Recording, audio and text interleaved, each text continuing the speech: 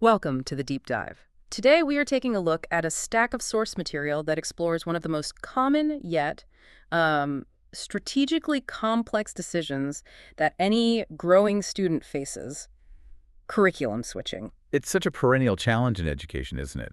And it's all captured by that one phrase we hear it makes us wince. We'll just change the board next year. That word, just. That tiny innocent word, just. It carries so much misplaced faith. It completely minimizes what is, for the child, an academic upheaval. Exactly. We all seem to assume that a grade 8 is a grade 8 no matter where you are in the world. And that casual mindset, it suggests that all the core knowledge, the student's confidence they've built up, the assessment expectations, they all just seamlessly realign when you move from board A to board B. But the truth, and this is backed up by every source we've looked at, is just so much more dramatic. Switching a curriculum midstream is never just a simple seat change. It's a profound risk, really, to a child's progress and, maybe more importantly, to their self-perception. And if we, as mentors and teachers, are truly committed to this idea of teaching consciously, joyfully, we have to confront this reality head-on. We do. The core mission of this deep dive, really, is to map out the truth. And the truth is, most of the academic damage that happens, it occurs because of poor timing and a profound lack of strategic planning around the move itself. It's not usually the new curriculum that's the problem. So, our goal today is to give you a shortcut to being truly well-informed on this topic. We're going to dive into the practicalities of how to move across the major curricula, whether it's CBSE, state boards, or the IB framework, without that student losing an entire academic year.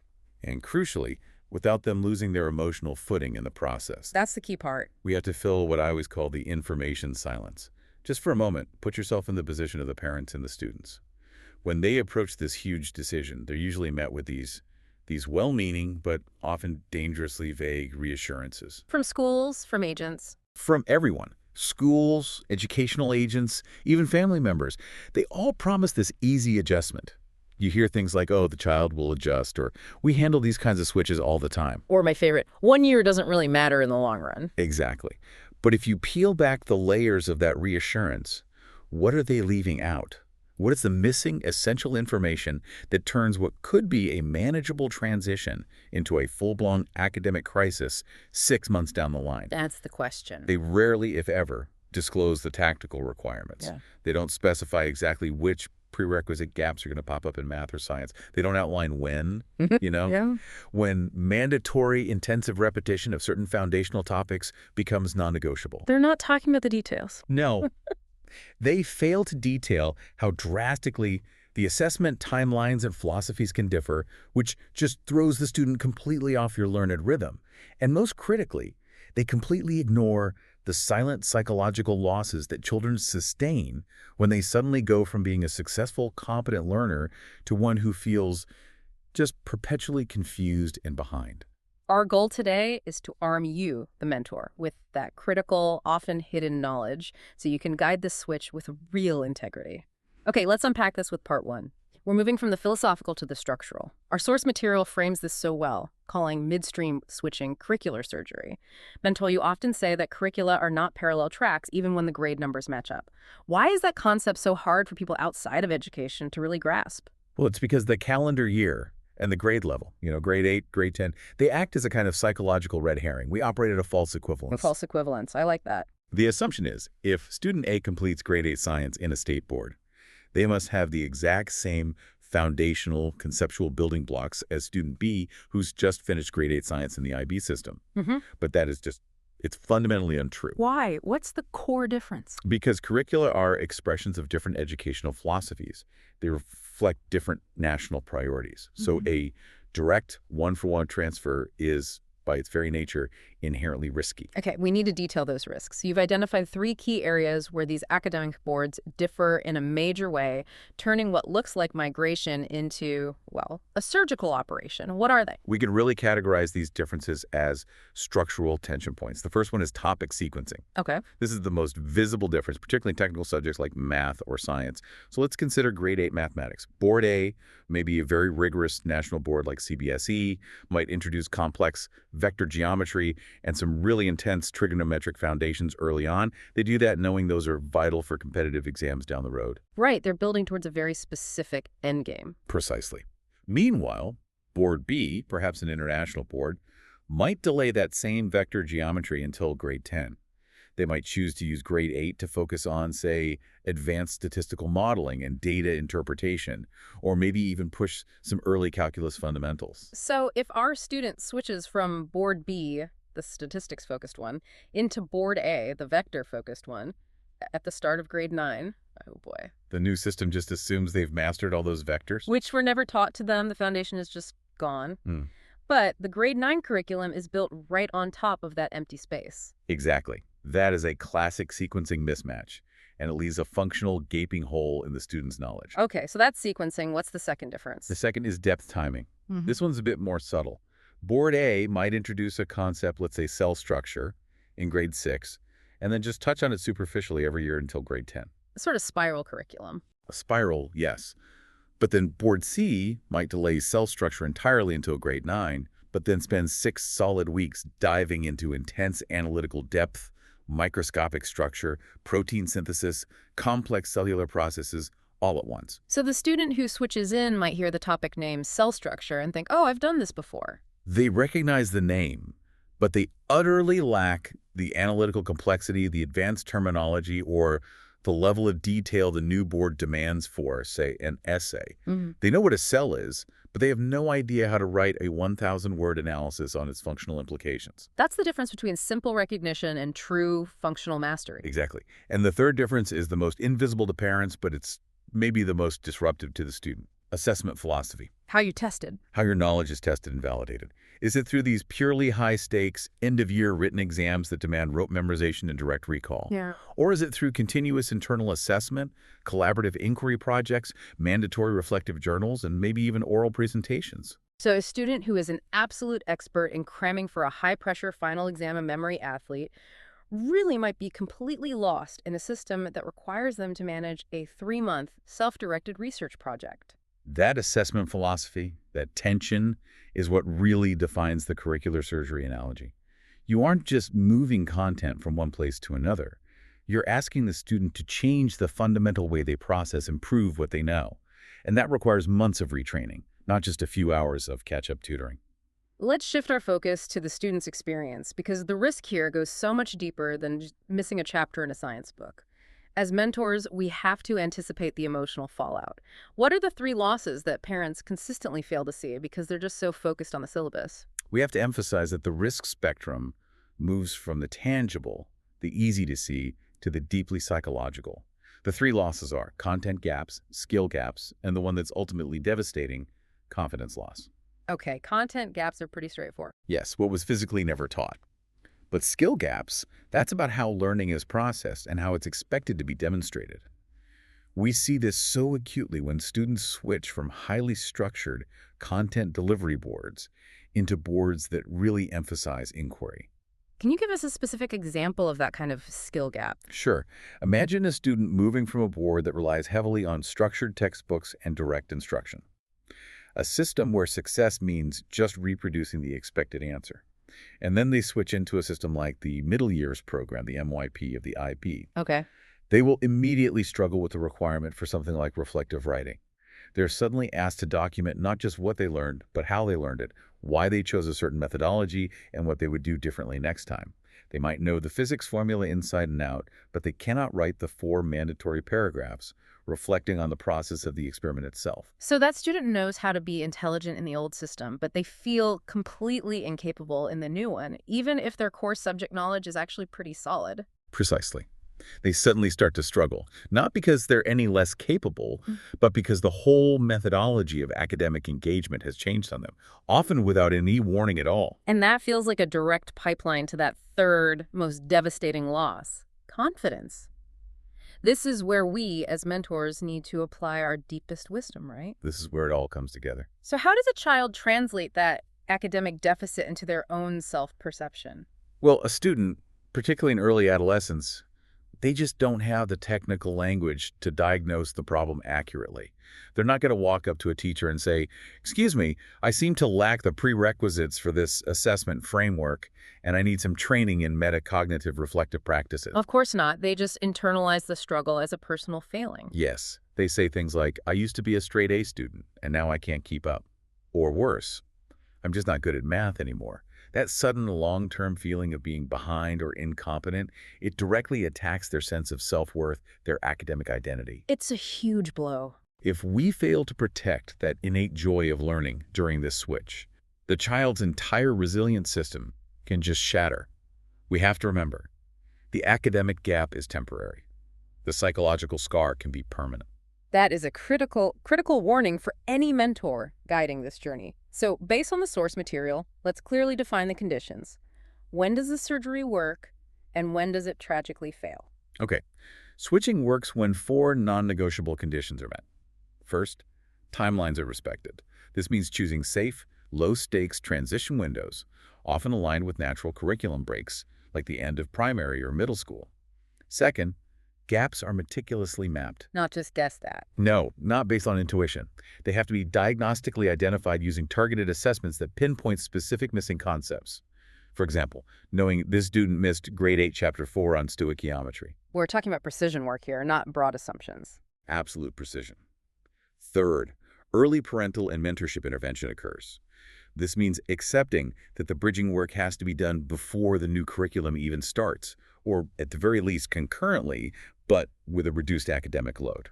And fourth, there has to be a clear distinction between the new academic requirements and the emotional support that's needed to process temporary failure. And when does this necessary surgery turn into a failure? It fails when urgency replaces planning. A sudden job transfer or a quick decision driven by dissatisfaction with the old school. It fails catastrophically when schools overpromise adjustment, offering these vague assurances like, oh, we'll assign a buddy, instead of concrete credit-bearing bridging modules. And the most common reason. Most frequently, it fails when parents and mentors just underestimate the necessary workload required. Assuming a child can maintain a full grade 9 curriculum load, plus catch up on a year and a half of missing content, all while navigating a brand new school environment, well, that's a recipe for severe burnout. The failure here isn't just about grades, it's an unnecessary erosion of the child's fundamental resilience. Having established the profound human cost of this curricular surgery, let's now look at the specific geography of risk. And we'll start with the deeply mapped terrain of the Central Board of Secondary Education's CBSE. This board is often a point of both entry and exit, isn't it? It's a massive pivot point, and the dynamic is very clear. Parents often transition into CBSE because they see it as the benchmark of academic stability. It's a system that provides rigorous, standardized foundational knowledge that's essential for those big competitive entrance exams, engineering, medical, civil services. And on the other side, They switch out of CBSE, typically because they're seeing greater global exposure, maybe less pressure, or a curriculum framework that encourages a broader, non-test-based application of knowledge. what's the fundamental structural warning we have to issue for anyone considering a switch involving CBSE? The warning is clear and simple. CBSE is inherently syllabus-dense, and it is fiercely sequence-sensitive. Sequence sensitive. Yes. Because of that pressure cooker nature of the national competitive exams, the curriculum has to cover a vast amount of content, which means it has to build sequentially one block on top of the other. This sequential stacking means that if you miss a single block, let's say some grade 9 concepts in physics, the gaps don't just sit there as isolated little holes. They compound. They compound rapidly, and they make subsequent topics like grade 11 kinematics functionally inaccessible. Let's delve into those compounding effects with some specific examples. Where do the content and skill deficiencies usually show up for students switching either in or out? We see a very clear, very predictable pattern that mentors should be watching for. For students switching out of CBSE, say, moving to IGCSE or IB, the deficiency is typically a skill deficiency. A skill gap. Exactly. They often lack the required inquiry skills, the ability to design an open-ended investigation, or the capacity for deep, critical analysis that goes beyond what's written in the textbook. Their academic strength is depth of content recall. So they might struggle with a mandated lab report because they're trained to prioritize the theory over the methodological integrity. Okay, and for students switching into CBSE, they're often coming from systems that do prioritize breadth and application. Their challenge is almost always the sheer content coverage. They are excellent at inquiry and analysis, but they lack the sheer volume and the specific, standardized terminology that the CBSE board papers demand. They might understand the concept of the periodic table, for instance, but they'll struggle to reproduce the specific detailed properties of the first 3 rows that are required for the exam. Let's get subject specific just to make this really concrete for our listeners. Of course. In math, That sequencing misalignment is paramount. A student switching in might find that while they're very adept at real-world problem-solving, they're suddenly faced with intense, pure algebraic manipulation or advanced geometry theorems that their previous board had saved for grade 10. For instance, if they missed the early introduction to coordinate geometry or the foundational proofs and theorems like Pythagoras, their grade 9 and 10 coursework just grinds to a halt. And science. In science, the gap is rarely in understanding the core theory. It's often in the expectation of practical application. CBSE has historically emphasized the theoretical framework for exam success, which means students switching in might lack the rigorous lab familiarity and the mandatory documentation standards that are expected in international systems. Okay, and social science. In social science, the switch is geopolitical. Students entering CBSE need immediate, intense bridging in Indian-centric depth. The specifics of Indian history, from the early Vedic period all the way through the independence movement, the intricacies of the Indian government structure, regional geography, these may have been covered superficially or even skipped entirely in a more global curriculum. This all clearly requires structured intervention. So let's move to the most critical strategic error people make: deconstructing what you call the ineffective catch-up myth. The common parental response is always, oh, extra tuition will fix it. Mentor, when we call this a myth, are we telling parents to abandon tuition completely? Or just to radically change how that support is structured? We are absolutely advocating for a radical change in structure. Look, tuition isn't inherently bad, but unstructured, generalized tuition is probably the most common failed intervention we see. Parents, in a state of panic, they throw money at the problem. They assume that simply increasing the contact hours with a tutor will miraculously condense 2 years of missing prerequisites into 3 months of recovery. And why does that approach almost inevitably lead to failure and more student stress?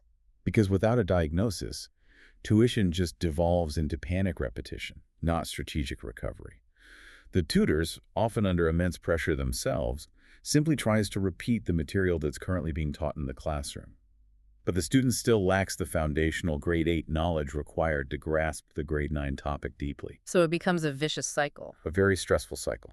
The student is repeatedly exposed to advanced concepts they cannot assimilate, which leads to frustration for everyone involved. You're giving them the roof tiles when they don't even have the foundation poured. So what are the catch-up strategies that actually work for a successful CBSE transition? Effective catch-up has to be highly targeted. First, we have to insist on a comprehensive diagnostic test. This is non-negotiable. It has to map the syllabus, topic by topic, and identify exactly what is missing. Second, we must use targeted bridge modules. These are mini-focused courses designed to fill specific gaps, like a 4-week unit just on vector geometry, rather than just handing the student a grade 8 textbook and saying, here, read this. The textbook approach just creates immediate cognitive overwhelm. So one focused, high-stakes step at a time, and then move into the lower-stakes gaps later. Exactly. Third, the mentor has to prioritize high-stakes subjects first, math and science, because that's where the foundational gaps compound most rapidly. And fourth, during that transition year, delay elective overload. Do not let the student take on extracurricular activities or complex optional subjects. You have to keep the academic focus tight to manage the necessary remedial workload. There should be a mantra for this. The mantra must be, one subject at a time, one foundational gap at a time. This provides structure and clarity in what is a very chaotic moment for the child. That brings us to the crucial CBSE switching reality check. When are the safe windows for this particular curriculum, which is so dependent on sequence? Based on how CBSE structures its major foundational shifts, the sources clearly identify 2 safe transition windows. The first is the end of grade 5, which is typically before the real secondary content depth kicks in. The second, and perhaps the more common one, is the end of grade 8. This is before that critical run-up to the grade 10 board exams and before the specialized subject streams are solidified. And conversely, grades 9 through 11 are the high-risk zones, the ones that often lead to guaranteed disruption. Precisely. Grade 9 sets the foundational curriculum for that first board examination.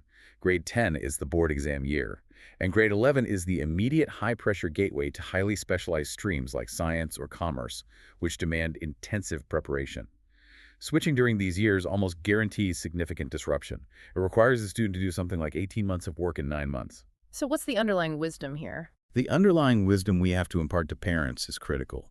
CBSE forgives late bloomers, students who improve their performance over time, but it ruthlessly punishes rushed switchers who fail to respect its sequential structure. Moving on to part 3, Let's tackle state boards. This is arguably the most complex challenge globally because the variation isn't just curricular, it's cultural and it's regional. What defines the unique complexity of transitioning into or out of a state board system? The complexity, it all stems from the profound localization. State boards are designed to serve regional needs, regional priorities, and cultural demands, and the sources of variation are they're manifold. We see massive differences in the mandated language used as the medium of instruction. The topic order is often unique, and the exam emphasis intensely prioritizes local history, local culture, and specific state governmental structures over a national or global context. So when a student switches midstream here, they don't just face a content gap, they're facing a complete conceptual and linguistic shift. Yes, they run into three specific and very potent risks. First, the standard conceptual mismatches we've discussed. Second, the specific and often underestimated challenge of language shock, where they might be moving from an English medium school to a vernacular state board, or vice versa, in the middle of a high-stakes subject like physics. That sounds incredibly difficult. It is. And third, intense assessment anxiety, as they're typically transitioning from a more flexible system to one that's centered around these very high-stakes single-event annual exams, which demand a totally different kind of exam temperament. Let's focus on that unanticipated shock. The language medium change is obvious, but what about the more subtle, almost hidden shift in academic expression? The medium of instruction shift is a huge cognitive hurdle, no doubt. But even if the language stays the same, let's say it's English, the terminology differences are immense. The core scientific concept, like the process of photosynthesis, that remains consistent. But the expected terminology, the precise phrasing, the grammatical structure that's required to articulate the answer, and the locally preferred scientific terms within that specific state board's curriculum, they can be entirely distinct from what the student learned before. I can just picture the scenario. The child knows the science perfectly, but they use the terminology from their old board, and as a result, they fail the assessment because they didn't use the expected expression in the new board's marking scheme. That is the critical insight we had to internalize as mentors. The child's comprehension is sound. Their core understanding of the concept is often robust, but they fail to produce the expected expression or the specific localized terminology demanded by the new board's assessment rules. So it's a failure of academic translation. A failure of academic translation, not a failure of intellectual capability. The role of the bridging teacher in this context becomes that of a professional translator, not just a content repeater. So if the solution isn't just reading new textbooks, what are the practical bridging tools we need to manage this crucial translation of expectations? We have to shift the focus entirely away from rote acquisition and towards alignment and translation. The solution involves some highly specific tools. First, glossary alignment. We need to create quick, accessible reference maps that align the terminology used in the old board with the mandated vocabulary of the new state board. For example, Ensuring the student knows that respiration quotient in their old textbook is called metabolic rate index in the new one, and that they both mean the same core concept. This immediately reduces cognitive friction. that makes sense. What else? Second, concept mapping. Visually show the student where their existing knowledge fits into the new structural requirements. You learned this topic under ecology before. Here, it falls under local environmental science, and now we're adding 2 new chapters on regional biodiversity. And how do we address that high-stakes assessment culture shock? That requires deep immersion in this assessment philosophy. Extensive past paper exposure is absolutely vital.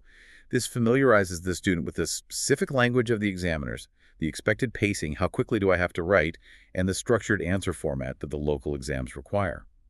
And finally, dedicated, expert-led language transition support is necessary if the medium of instruction has changed. And I don't just mean general language tutoring, I mean subject-specific vocabulary coaching. So the goal is a complete translation of academic and assessment expectations. Exactly. Let's summarize the state board switching reality check. What does success demand in this uniquely localized environment? Success here demands a really high level of commitment and realism. It requires a deep respect for local exams and their non-negotiable unique demands. It requires parents to have clear entrance goals. Why exactly are we subjecting our child to this massive shift? And crucially, due to the high-stakes nature and rigidity of these localized assessments, parents must accept the necessary workload trade-offs. What do you mean by that? You can't switch into a state board, where success so often depends on immense consistency and localized knowledge mastery, and still expect the child to maintain a light schedule. State boards reward consistency and localized mastery over academic experimentation. The commitment has to be complete once that decision is made. Let's pivot now to the International Baccalaureate, or IB. This is often seen as the gold standard of global education, yet our sources stress that IB switching is exceptionally time-sensitive. Why is IB described as being modular in its philosophy, but so unforgiving in its structural entry points?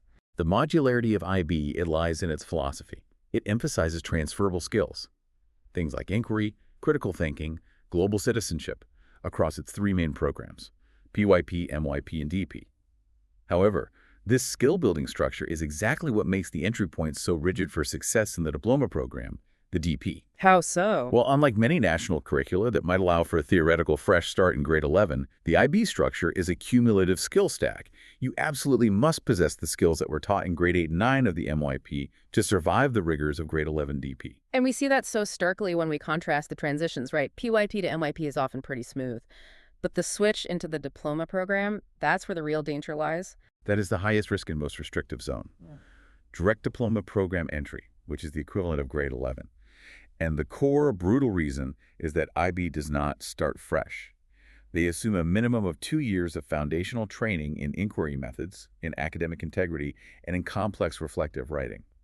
A student entering the DP late is being asked to use academic tools they have never been trained on, trying to build a complex structure without the correct blueprints. So if a student enters the middle years program, the MYP, late say in grade 9 or 10, what are they struggling with? If it's not the math content, what is it? Their struggle is overwhelmingly with the methodology of learning.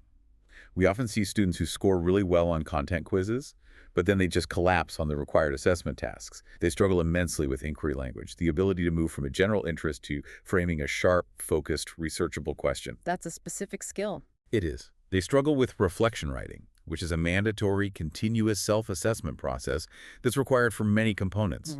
And critically, they struggle with interdisciplinary thinking, connecting math concepts to art or science concepts to global politics.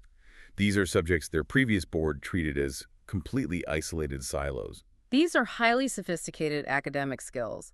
So how do we bridge gaps that are methodological, not just content-based? The bridging focus has to shift entirely to skill mastery. We need specialized inquiry orientation training to teach them how to identify biases, evaluate sources, and frame a hypothesis. We need structured academic writing training that is specifically tailored to the IB rubrics, teaching them the language of command terms. For example, analyze is very different from evaluate. And assessment literacy. And they require deep assessment literacy, understanding exactly how their internal assessment, their IA, is weighted and marked. If we fail to address this skill gap, the child doesn't just feel confused, they feel fundamentally lost because they don't understand the complex unwritten rules of the academic game they've just entered. Let's address the DP entry danger zone, specifically focusing on the prerequisites that are just assumed by the IB diploma. This is where that time commitment becomes completely non-negotiable. The DP assumes you're a fully mature academic operator. It requires prior rigorous inquiry training because two of the core components, the extended essay or EE and theory of knowledge, TOK, are entirely reliant on independent research and critical analysis. The EE is a 4,000-word academic paper guided by a mentor. That is a task that is impossible to master if the student hasn't spent years practicing source citation and academic research principles. And what about the coursework components, the internal assessments, the IAs? The lab and internal assessment exposure is the largest hurdle for late switchers. IAs are high-stakes, time-intensive projects that count significantly toward the final grade. Imagine a chemistry IA. The student has to design their own experiment, execute it, collect the data, analyze uncertainties, and then write a 2,500-word report on their methodology and their findings. That's a huge undertaking. It demands months of autonomous work, rigorous documentation, and established lab safety familiarity.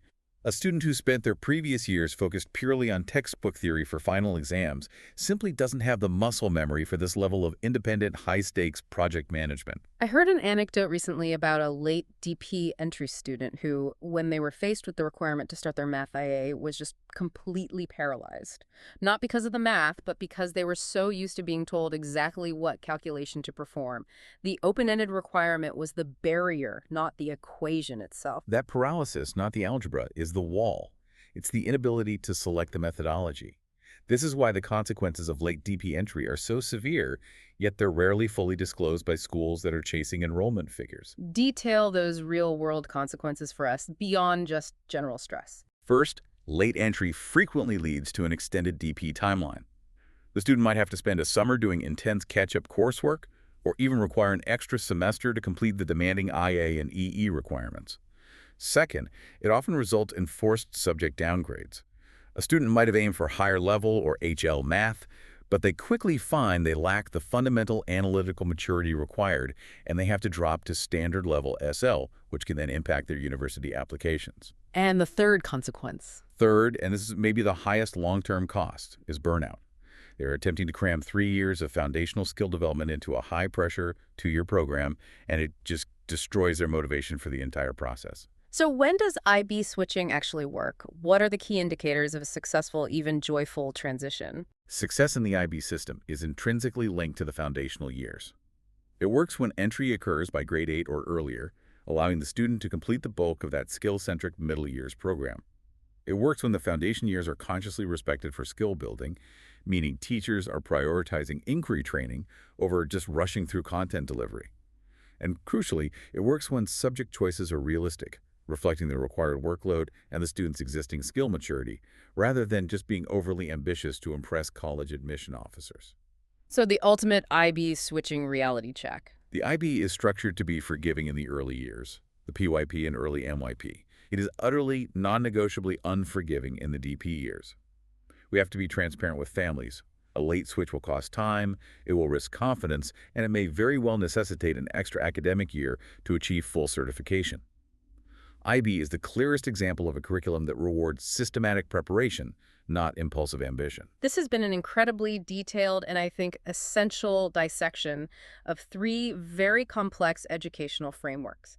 We've covered the structural issues, the psychological cost, the specific gaps. Now let's try to wrap up by synthesizing all this knowledge into a practical, implementable, safe switching framework for every mentor and parent who's listening. Yes, we must empower them with a final checklist. 5 non-negotiable questions they have to ask themselves and their child before that midstream switch is executed. This serves as the final conscious gate of planning. Okay, let's walk through them. The 5 non-negotiable questions. What's the first, most crucial diagnostic? First, why am I switching now?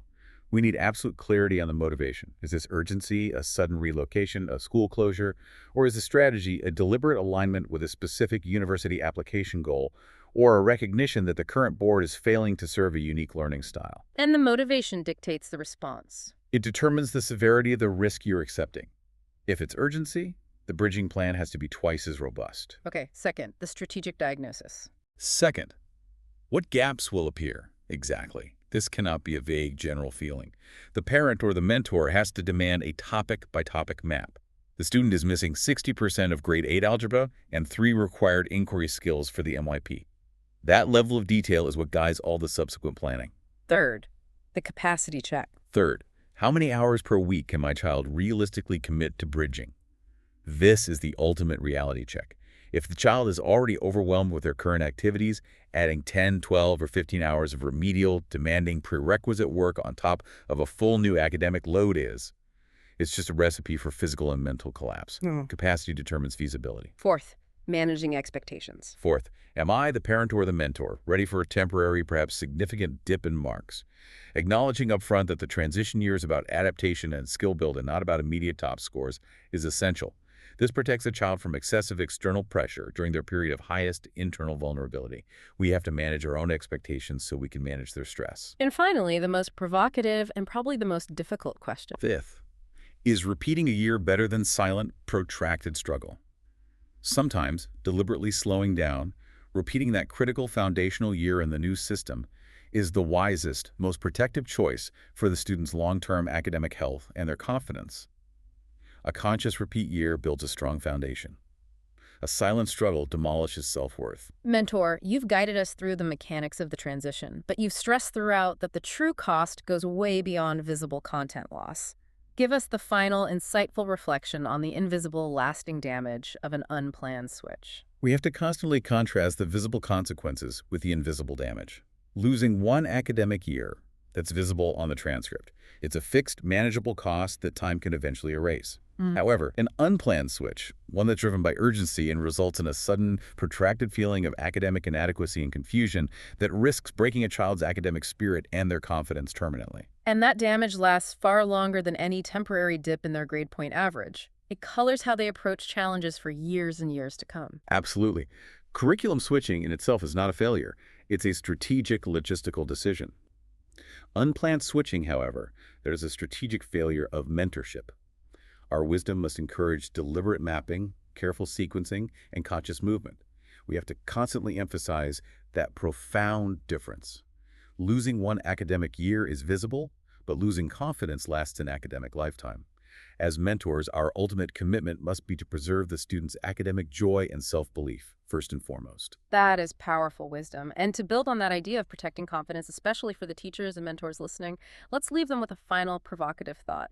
We know that content tutoring fills the syllabus gap, but what mechanisms beyond just simple content repetition or motivational talks must be actively engineered into a transition plan to protect a student's self-perception and ultimately their joy in learning when they inevitably face those temporary challenging setbacks? We have to ask ourselves, how do we build systems that teach them that setbacks during a transition are merely data points? Data points that are guiding the bridging strategy, not some destiny that's defining their intelligence. How do we ensure they see this temporary struggle as a reflection of logistical misalignment, not personal failure? An essential way to frame the challenge. How do we help them embrace the rigorous demands of the transition without losing the wonder and fundamental interest in the subject itself? That truly is the essence of conscious and joyful teaching in a world of increasingly complex educational choices. Map deliberately. Move carefully. Protect the confidence. Thank you for sharing your deep wisdom today on The Deep Dive.